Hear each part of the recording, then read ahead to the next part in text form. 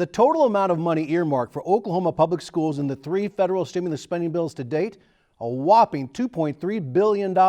By any measure, it's an unprecedented infusion of new money. How will it be spent and what strings are attached? And who is ultimately responsible for making those decisions? Reporter Jason Doyle takes a comprehensive look at those questions as state educators will soon find themselves flush with funding. A recent congressional breakdown of the $1.9 trillion stimulus package shows that Oklahoma public schools will get nearly $1.5 billion.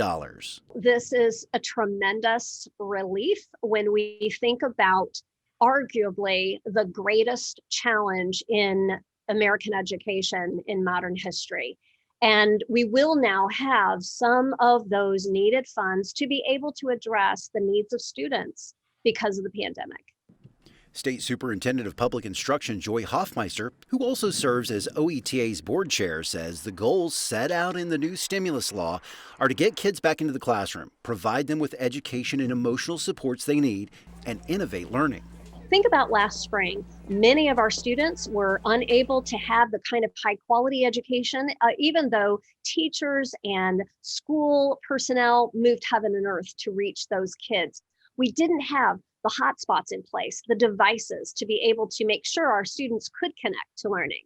Private schools won't be left out either. Another part of the stimulus law provides Oklahoma with nearly $31 million for the governor to distribute to those educational entities outside of the public space. The mission of recovering learning loss means schools must assess where their students are in their academic progress, so that we can learn where our students are, set a new baseline from which growth will be measured in the future years, but that we can also target the supports right where the students need it. For every $5 a school will receive, $1 must go to helping kids recover from learning loss due to the pandemic. I know even my granddaughter that lives in the Muskogee area, they would send some lessons home for her, but I mean, within 30 minutes or an hour, she was done for their work. So she wasn't getting a full instructional day.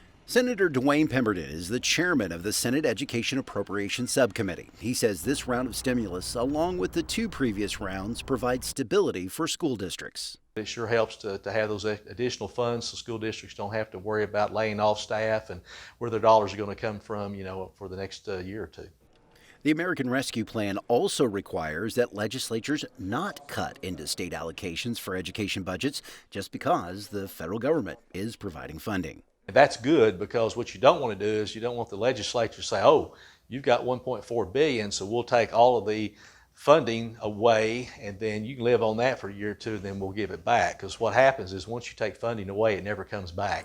School districts are now looking toward the future. It's an excellent opportunity for our schools to move from survival mode into innovative mode. We have, as you know, through the pandemic, our schools have been kind of the lightning rod of the most difficult situations, most difficult decisions of anybody in society. Oklahoma State School Boards Association Executive Director Dr. Sean Himes says planning will get underway once school districts find out how much their allotment of the stimulus funds will be. We're starting to work with schools on is even a 3 to 5 year plan of how you're going to use that stimulus money along with your other funds to invest in innovation and say, what do we want schools to look like after the pandemic? We're not going to be able to close the gap for all kids right away. It is going to take time, many years, and these funds are designed to be able to keep pace with the needs that we know will go beyond just this school year.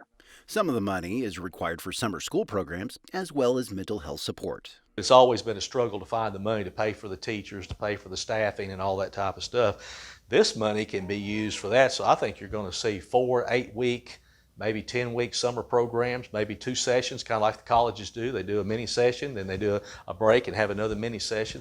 It also provides an opportunity for schools to innovate. We're going to see us move technologically, I'd say mountains from what we would have been if we did not have these dollars. So even when these dollars go away, that infrastructure will be there. So it's going to help us definitely move forward in a lot of different ways. So that students can go as fast and swift as they are able, but also to accomplish success with competencies so that they aren't stuck in a class and they are ready to go further, they can move on. Oklahoma will share in another $10 billion to help with COVID-19 rapid tests in school to catch an outbreak before it gets out of control and interrupts in-school learning. We now have resources that we can target intervention where we can see that learning loss is presenting itself for kids pre-K through seniors in high school. Jason Doyle, the Oklahoma News Report. Jason, thanks. The other big education story this week, a dramatic change in how Oklahoma's charter schools will be funded. On Thursday, the Oklahoma State Board of Education voting 4-3 in favor of a resolution to equalize funding for all charter schools and public schools. That move will direct more money to charter schools and is supported by Governor Stitt. But Superintendent Hoffmeister is strongly opposed, saying in part, quote, "It violates the state constitution and the oath I swore to uphold when I took office." The resolution as it stands would take effect on July 1st.